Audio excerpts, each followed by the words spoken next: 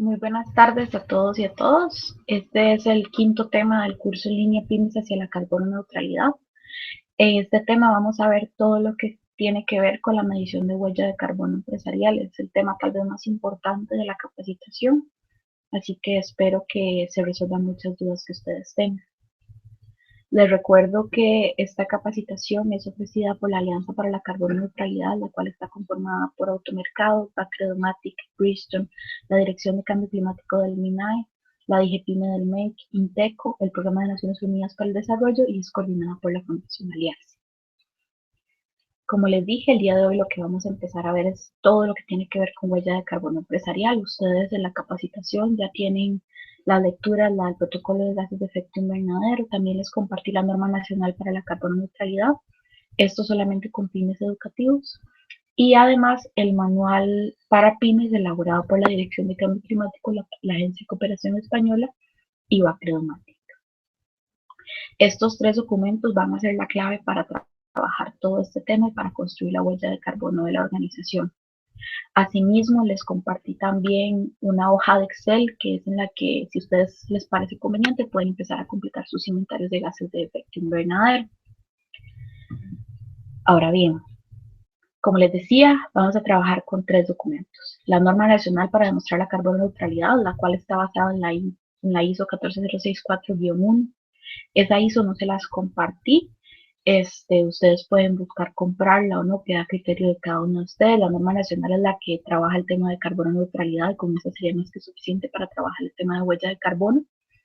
Y el protocolo de gases de efecto invernadero, que es un documento elaborado por el World Resource Institute, que es una entidad del Banco Mundial y que lo que busca es apoyar al sector empresarial y también a los países a reducir sus emisiones de gases de efecto invernadero.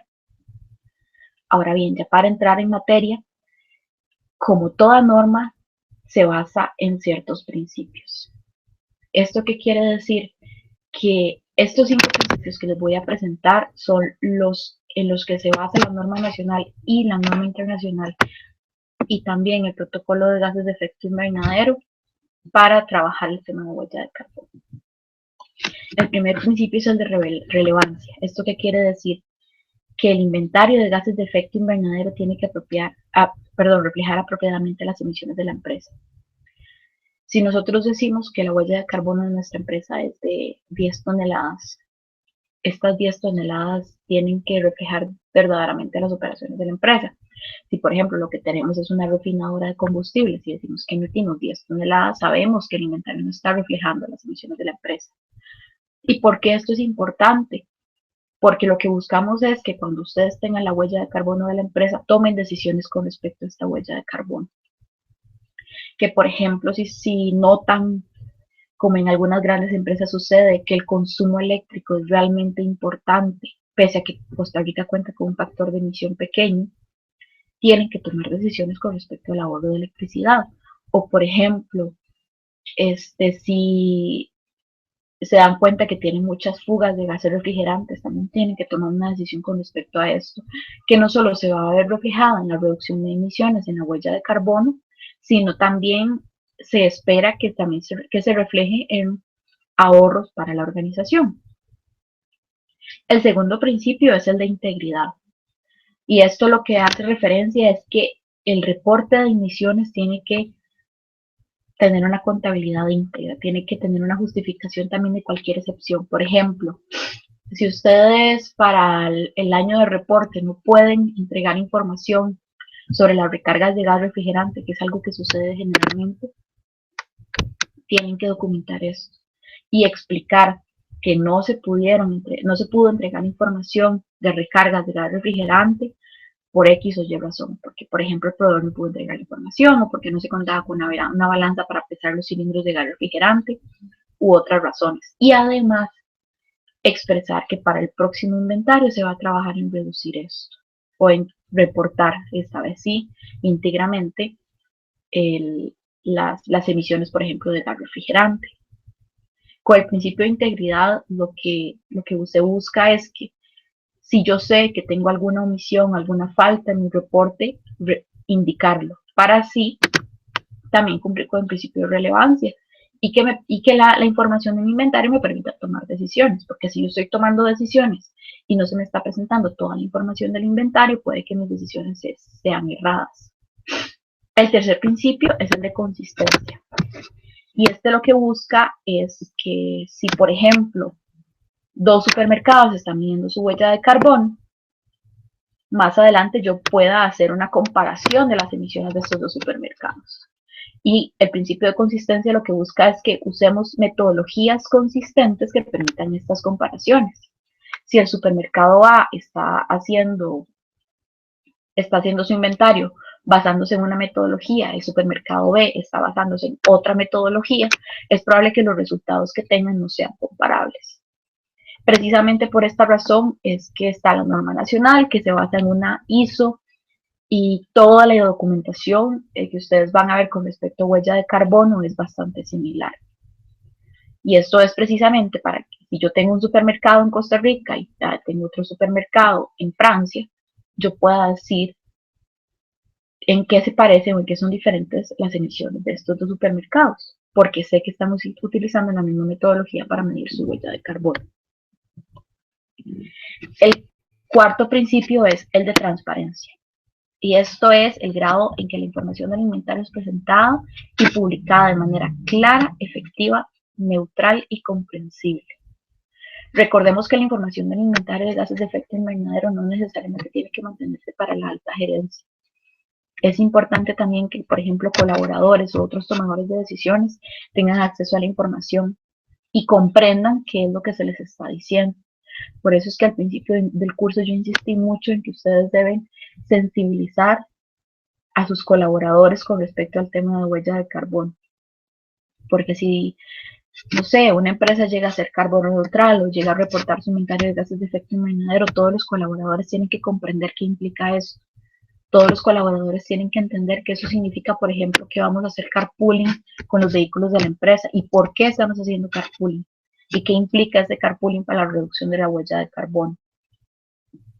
Además, también es importante siempre a nuestros clientes transmitirles la información de la manera más transparente y clara posible para evitar confusiones.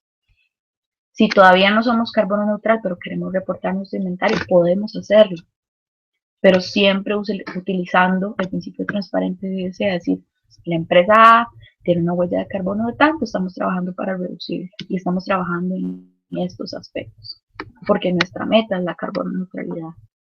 Y no solamente poner nuestra meta es la carbono neutralidad para que se genere confusión y que, por ejemplo, los clientes o consumidores asuman que la empresa ya es carbono neutral. El último principio es el de precisión, y esta es la cuantificación de emisiones de gases de efecto invernadero. Tiene que darse sin errores sistemáticos o desviaciones con respecto a las emisiones reales. Se buscará reducir la incertidumbre todo lo posible. Precisamente tiene que ver con el tema de toma de decisiones. Si mi inventario es poco preciso, mis decisiones también van a ser poco precisas y pueden ser erradas. Aquí lo que buscamos es siempre tratar de reducir la cantidad de errores.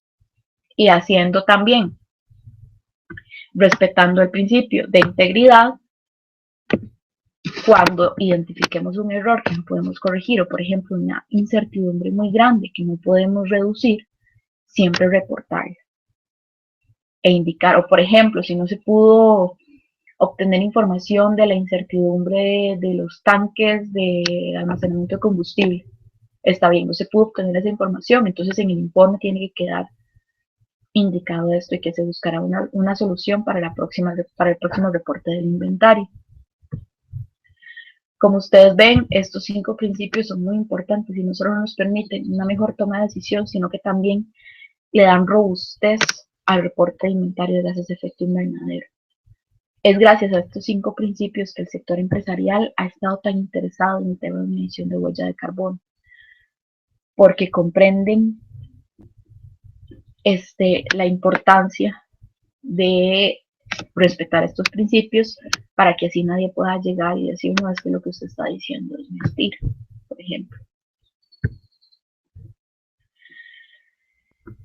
Una vez que vimos estos principios, recordemos que lo más importante para tener un inventario de gases de efecto invernadero y para apuntar a la meta de carbono neutralidad es tener el apoyo de la alta gerencia. La mayoría de ustedes están acá porque sus jefes tomaron esa decisión o porque ustedes en la organización consideran que esto es importante y que ya tiene el respaldo de la alta gerencia. ¿Y por qué es importante? Porque a fin de cuentas tenemos que destinar recursos para ese inventario. No solo recursos económicos para realizar actividades o para hacer inversiones en proyectos de reducción, sino también un equipo de trabajo. Muchas veces quien mide la huella de carbono en una organización está completamente solo y parte de esa soledad es la que puede provocar cierto fracaso.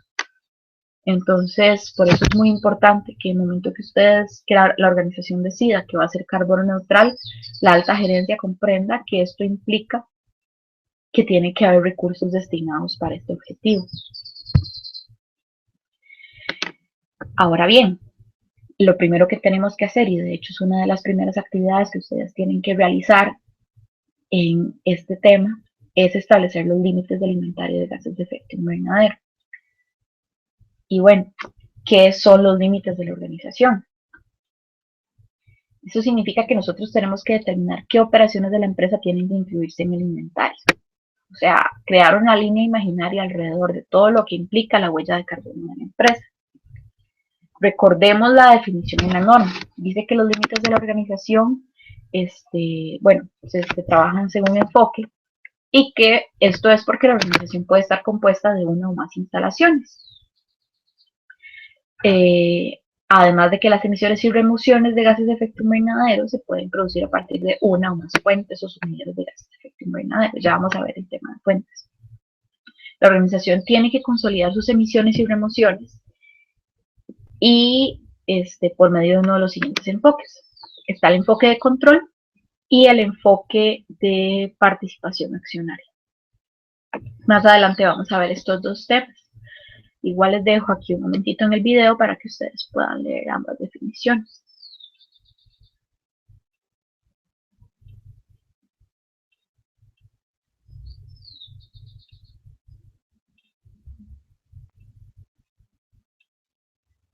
Como ven en la parte inferior, claramente se dice que la organización debe justificar y documentar cualquier cambio de exclusión de su alcance. Esto respetando los 5 principios de la norma. Entonces, como decía la definición, podemos trabajar los límites, el inventario de la empresa según dos enfoques: participación accionaria y enfoque de control. El enfoque de participación accionaria lo que busca es que las emisiones se contabilizan de acuerdo a la proporción que posee la estructura accionaria.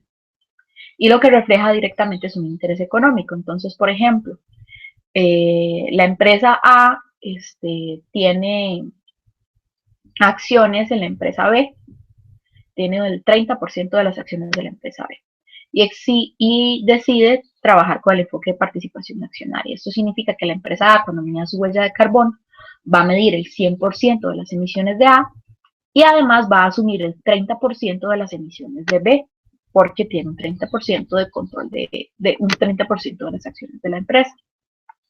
Por otro lado está el enfoque de control financiero o operacional.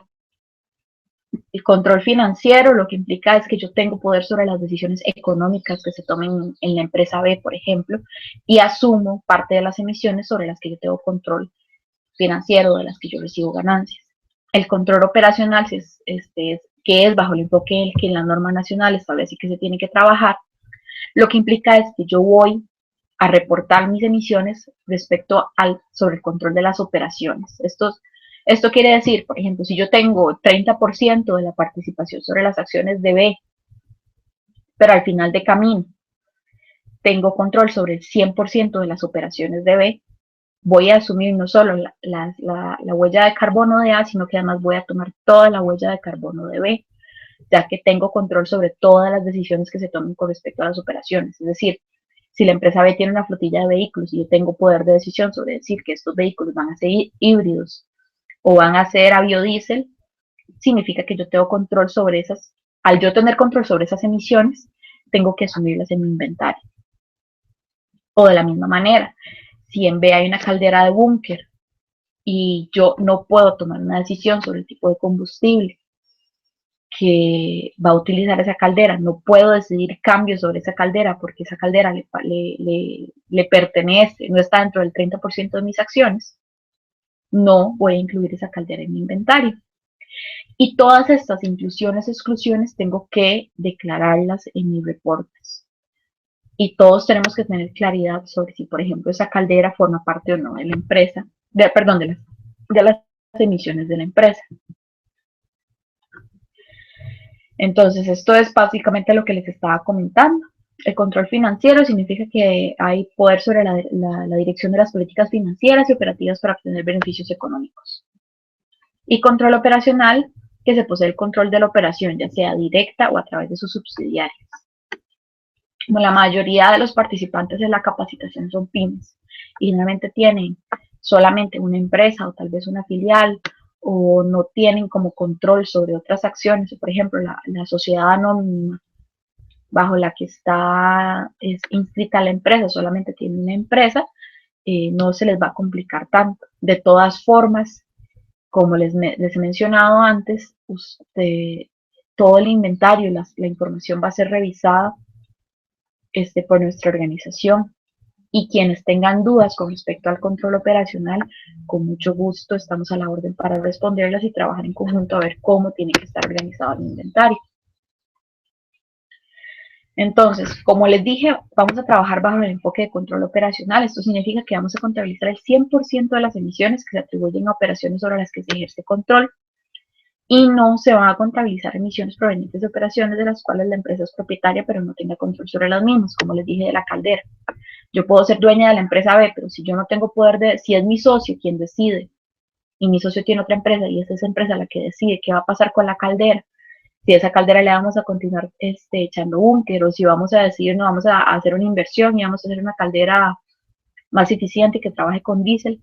Si esas decisiones mi empresa no las puede tomar, entonces esa caldera está fuera de mi alcance. Una vez establecidos los límites de la organización, ahora sí, vamos a limitar las operaciones. Entonces, ¿esto qué significa? Que vamos a identificar las emisiones asociadas a estas operaciones y las vamos a clasificar en dos partes: emisiones directas y emisiones indirectas. Entonces, acá tenemos que escoger el alcance de contabilidad y reporte para las emisiones. Sé que son muchas palabras nuevas, pero no se preocupen. Entonces, vamos a dividir siempre las emisiones en tres alcances. Alcance 1, 2 y 3. Entonces, las emisiones de alcance 1 son emisiones directas de gases de efecto invernadero. ¿Esto qué significa?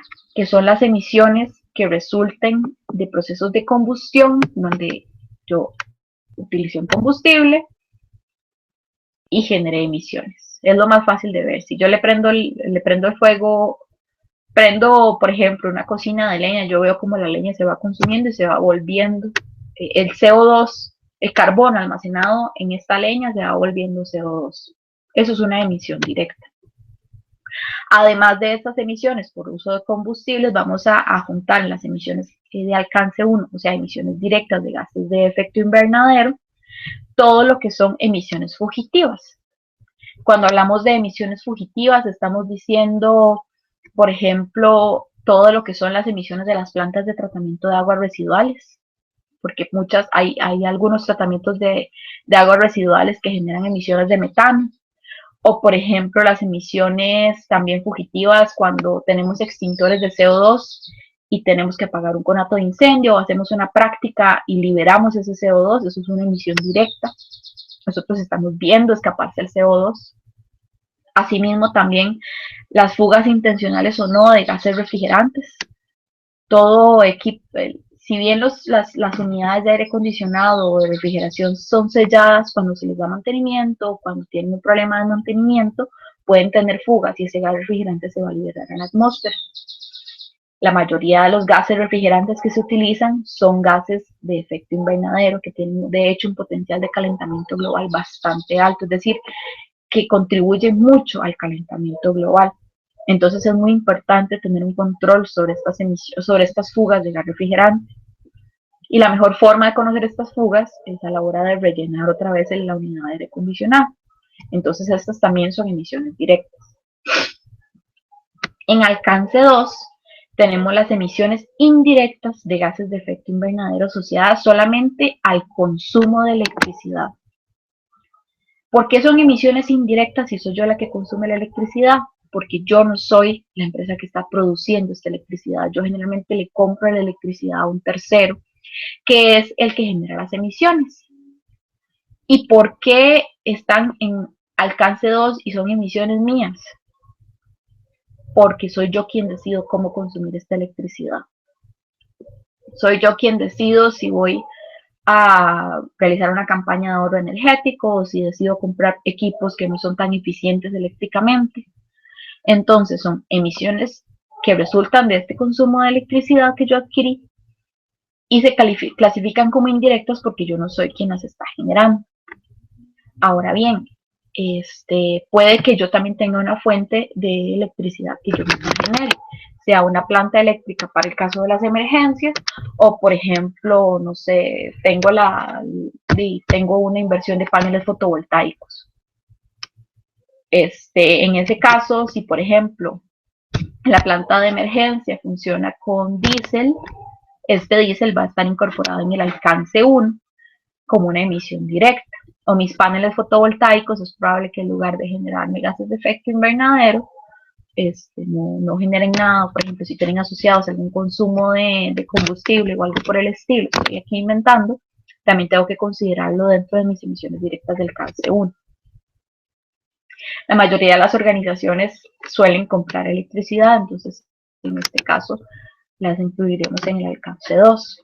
Si no me equivoco, había recibido información de una organización que producía su propia electricidad. En este caso, en alcance 2 no va a tener emisiones indirectas, a no ser de que compre un poco de electricidad al exterior, y las emisiones asociadas a esta producción de electricidad van a ser reflejadas en el alcance 1, según si, por ejemplo, se tiene que consumir algún combustible fósil para generar esta electricidad, o si hay una fuga, por ejemplo, de gases refrigerantes en caso de que se tenga que contar con aire acondicionado en alguna unidad donde se genere esta electricidad, por ejemplo. Entonces, como les decía, el inventario, las fuentes de emisión del inventario las vamos a clasificar en 3 alcances, alcance 1, 2 y 3. Alcance 1 y alcance 2 son emisiones de la empresa. Alcance 3 son emisiones también indirectas de gases de efecto invernadero, es decir, que yo como empresa no las genere, sino que las genera otra organización, pero que sin embargo yo puedo decidir si contabilizo o no. Ahora bien, les aclaro, cuando yo reporto mis emisiones de gases de efecto invernadero, tengo la obligación de reportar las emisiones en alcance 1 y alcance 2, porque son las emisiones sobre las que yo tengo control. Si gusto, si tengo el interés también de innovar y de trabajar con mi cadena de valor, mi cadena de proveedores, puedo contabilizar las emisiones de alcance 3. Pero las reducciones que yo haga de gases de efecto invernadero o la compensación de emisiones las voy a hacer solamente sobre alcance 1 y 2. ¿Y por qué es esto? Y repito, es porque yo solo tengo control sobre mis emisiones de alcance 1 y alcance 2. ¿Qué ejemplos de emisiones de alcance 3 podemos tener? Por ejemplo, los vuelos al exterior o los vuelos en general. Como yo no soy dueña del avión, ni tengo participación en las decisiones que se tomen en la empresa, en la aerolínea que yo contrato, yo no tengo control sobre la eficiencia del consumo de combustible del avión en el que viajo. Sin embargo, se me ocurre que mi empresa depende mucho de mercados internacionales y de ventas al exterior y viajo un montón. Es una parte muy importante de la huella de carbono.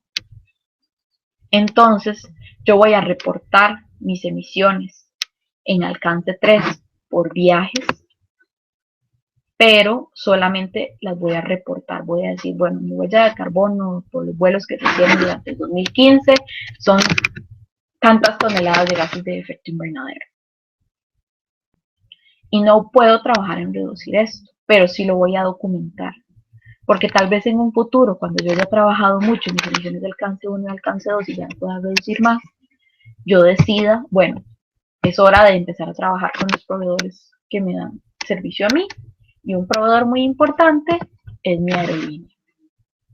Entonces, puedo tomar la decisión de trabajar con una aerolínea que reduzca o compense sus emisiones o mantenerme como estoy.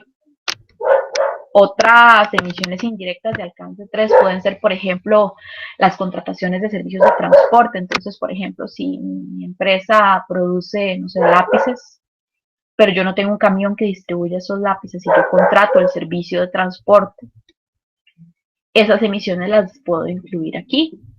Y más adelante también, si yo digo, mira, es que las emisiones de ese camioncito están muy altas, puedo establecer una política hacia proveedores donde yo les pida que trabajen en reducir su huella de carbono. Esto es parte de lo que grandes empresas están trabajando en hacer. Por ejemplo, tanto Bacredomatic como Christian Automercado, el interés que tienen en trabajar con el sector PYME es que muchos son proveedores o clientes suyos. Y ellos ya están trabajando en reducir su huella de carbono, pero comprenden que todo está muy bien ligado. Entonces, de nada sirve, por ejemplo, que varias 5, 6, 40 empresas sean carbono neutral si el resto del parque empresarial no está realizando acciones. Y una forma de permitir que el resto del parque empresarial realice acciones es si yo soy cliente de, perdón, si yo le solicito servicios y si yo soy cliente de muchas empresas y empiezo a decirles a esas empresas, bueno, yo para comprar sus servicios ocupo que usted, por ejemplo, no solo tenga con su camión, no solo tenga RTV al día, sino que además capacite a los choferes con un curso de manejo eficiente, porque necesito que todos trabajemos en reducir la huella de carbono del país. Eso es lo que busca Alcance 3 que se realice y es parte también del objetivo de esta alianza, que más organizaciones comprendan esto y si bien tal vez no logren ser carbono neutral, al menos trabajen en medir su huella de carbono y empiecen a hacer algunas reducciones. Entonces, recapitulando, las fuentes de emisión de gases de efecto invernadero se van a clasificar por alcance. Tenemos 3 alcances. Alcance 1 y alcance 2 son emisiones propias de la empresa. Alcance 3 son emisiones indirectas de servicios que yo estoy contratando. Entonces, algunos ejemplos en alcance 1 de emisiones directas. Consumo de combustibles en fuentes fijas y móviles. Cuando yo digo una fuente fija, quiere decir, por ejemplo, una caldera o un horno o una planta de emergencia, que son equipos que consumen combustibles fósiles, pero que no se mueven. Cuando hablo de fuentes móviles, hablo, por ejemplo, de todo lo que son vehículos. Hablo también de montacargas, aunque solo se muevan en un área pequeña.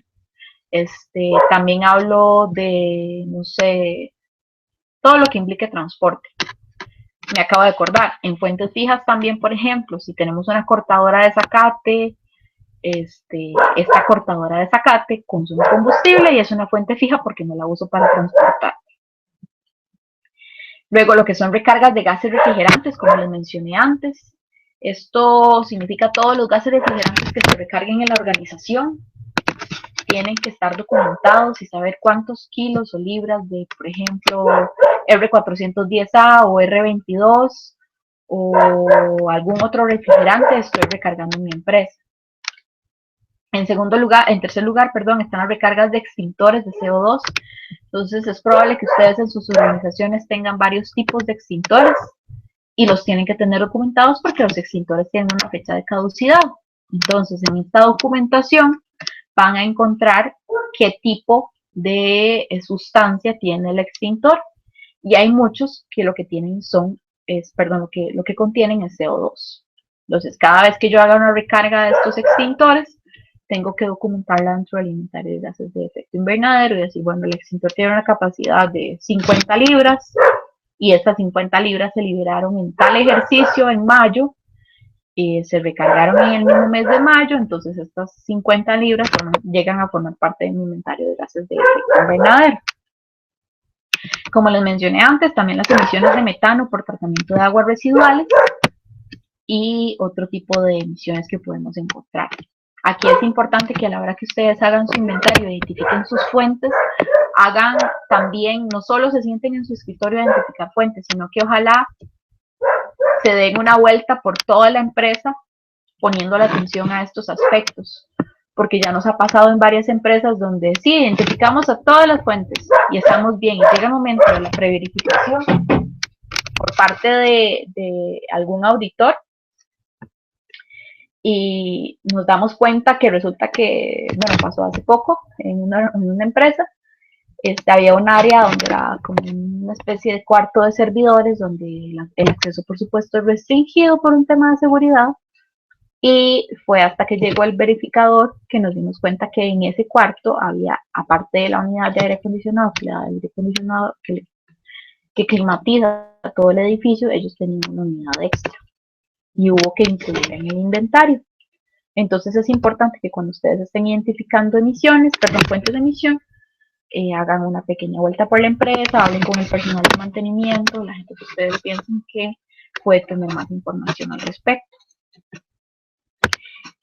Recordemos también que en alcance 2, bueno, son todas las emisiones de electricidad adquirida, todas las facturas de electricidad que yo tengo, básicamente. Y en alcance 3, que son emisiones indirectas y que es opcional presentarlo uno en el inventario, está algo que es, por ejemplo, transporte de colaboradores o materias primas, la gestión de residuos sólidos también, porque a fin de cuentas yo no tengo mi propio relleno sanitario en la empresa, sino que generalmente recibo el servicio de parte de la municipalidad o de una empresa que gestiona residuos. Es importante también, aquí no solo hago referencia a esta norma, sino también a la ley 8839 para la gestión integral de residuos sólidos. Esta ley nos convierte a todos en generadores de residuos. Y todos los generadores tenemos la responsabilidad de saber qué tipo de residuos generamos y cuántos residuos generamos. Entonces sí es importante que ustedes piensen dentro de la gestión ambiental que tienen que realizar como organización, que también tienen que empezar a pesar cuántos residuos sólidos generan. Muchas empresas tienen la buena práctica de pesar reciclaje. También es importante saber cuántos residuos ordinarios estoy generando. O, por ejemplo, las empresas que generan algún residuo de manejo especial o algún residuo peligroso, no sé, se me ocurre, residuos infecciosos o residuos electrónicos. Es importante también tener un pesaje y llevar un control de este tipo de residuos. Porque si bien ahora el Ministerio de Salud tal vez no esté trabajando en este tema, es probable que más adelante empiece a exigir esto a la hora de renovar permisos sanitarios de funcionamiento, por ejemplo. Y bueno, en guerra avisada no muere soldado, entonces acá les recomiendo que si no lo realizan, realicen un pesaje de sus residuos sólidos, tanto ordinarios como de reciclaje. Como les mencionaba antes, viajes de negocios de colaboradores y algunas otras cosas. Entonces, nuevamente, aquí es para que tengan la visión gráfica. Esto está en el documento del protocolo de gases de efecto invernadero. Alcance 1, todas las emisiones directas, vehículos propiedad de la empresa, todas las fuentes fijas de emisión, calderas, hornos, no sé, hornos, calderas, cocinas de gas, todo lo que implique consumo de combustibles fósiles que se mantenga creditito y todo lo que implique consumo de combustibles fósiles que se muevan. Entonces hablamos de vehículos, montacargas, grúas, camioncitos, etcétera. En alcance 2, toda la electricidad adquirida para uso propio. Y alcance 3, como ven, producción de materiales adquiridos, uso de productos adquiridos, actividades adquiridas también, la disposición de residuos, viajes de negocios y vehículos propios vehículos que son de contratistas. Entonces, por ejemplo, acá hablamos de empresas que le subvencionan el servicio de transporte a sus colaboradores. Esto es importante incluir en alcance 3. Otro aspecto importante es la definición del año base. Y bueno, ¿qué es este famoso año base? Es un dato histórico, es decir, un año determinado o un promedio de varios años. Usemos siempre un año determinado porque es más fácil, con base en el cual se da seguimiento en el tiempo a las emisiones de una empresa. Entonces aquí, perdón. Entonces acá, como ustedes pueden ver, lo que buscamos es que a partir de este año base ustedes empiecen a compararse. Entonces, si yo defino que mi año base es el 2014, cada vez que yo trabaje reducción de emisiones de gases de efecto invernadero, me voy a comparar con este año base. O igual, si mi huella de carbono aumenta, voy a compararla con este año base.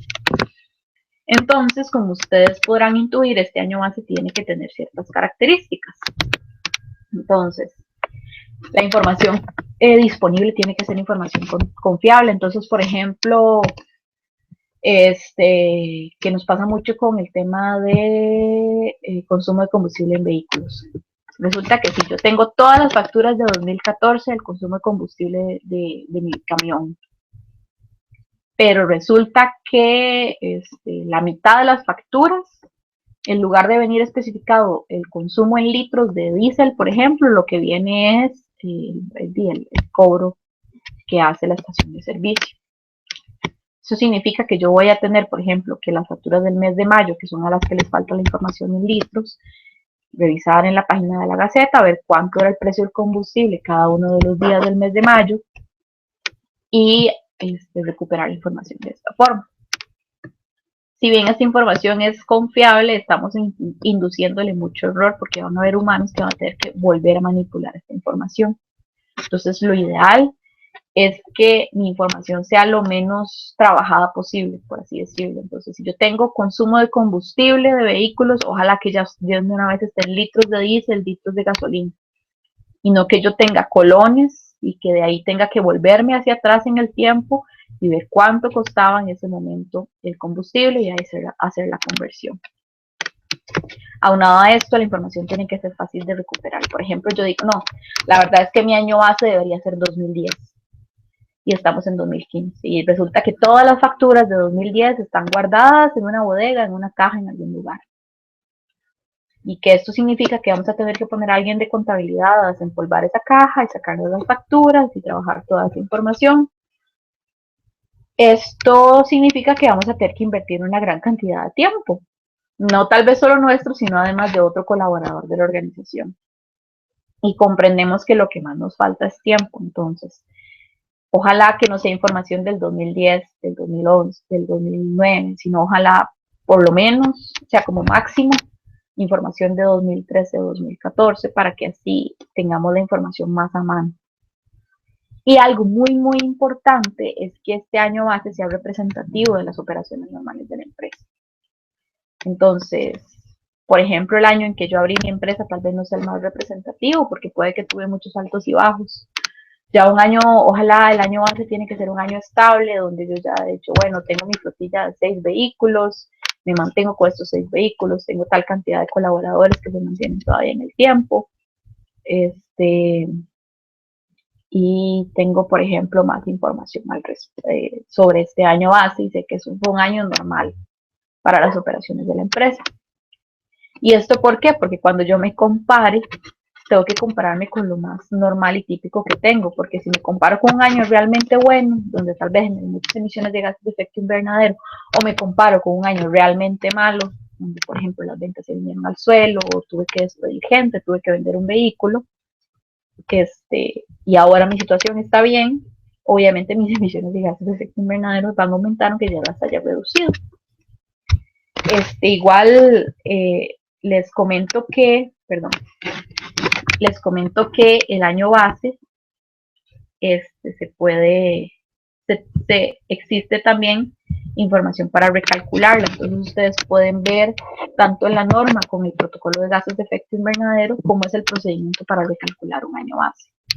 Y básicamente es, si mi año base es 2014 y en 2015 compré otra bodega, lo que voy a hacer es incorporar en este año 2014 las emisiones de la bodega, si hubo emisiones de la bodega en 2014. Entonces, en ese caso no se preocupen, en caso que ustedes también tengan que recalcular un año base, les recordamos que desde la Fundación Aliarse estamos a la orden, aunque ustedes ya hayan finalizado la capacitación, para apoyarlos con este tipo de información.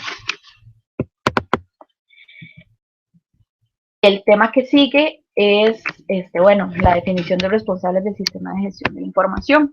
Entonces, acá Esto no aparece como ninguna tarea en la capacitación, sin embargo, ustedes tienen que tener respuesta a estas preguntas.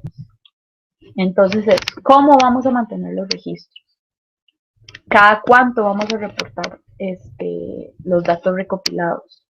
¿A quién vamos a reportar esta información? ¿Y esto por qué es importante? Porque de nada sirve que sea una sola persona en la empresa que esté haciendo todo el trabajo, que si esa persona por A por B sale de la organización, toda la información se pierde. Se trata de que a fin de cuentas creemos un sistema de gestión. Entonces, para las organizaciones que ya tienen su sistema de gestión, no inventen otro, incorporen el tema de la huella de carbono en este sistema de gestión. Si yo ya tengo un control de documentación establecido, bueno, los documentos nuevos que creé para el tema de huella de carbono se van a mantener con respecto al control de documentación que ya tengo.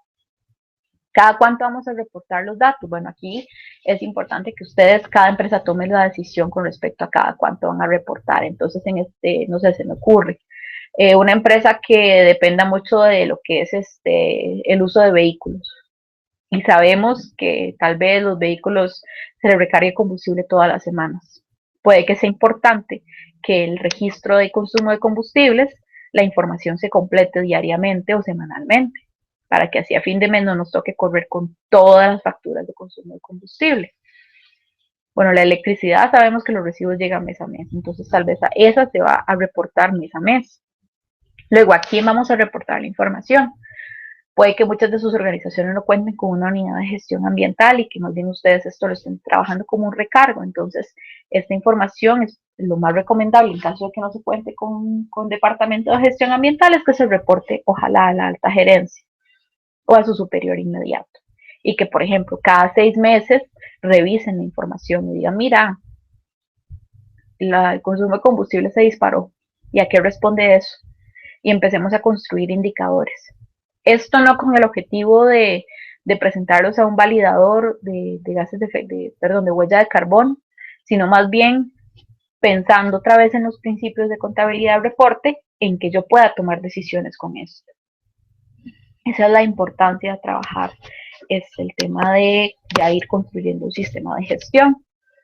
En el manual de pymes elaborado con apoyo de Acredomatic, por la Dirección de Cambio Climático, hay varios formatos de registros de información, hay varios formatos incluso para establecer reportes. Es importante que también, y es algo que les va a pedir los verificadores, que ustedes cuenten con un manual de cómo es que va a funcionar el tema de medición de huella de carbono de la empresa. Todos esos machotes yo se los estoy compartiendo para que ustedes vayan completando la información de sus inventarios. Ahora bien, el tema que sigue es identificar y calcular emisiones. Sin embargo, ya este video está muy largo y igual dentro de la capacitación esto aparece como otra actividad, entonces lo vamos a dejar hasta aquí y el próximo video lo continuamos. Muchas gracias por su atención y espero que hayan tenido claridad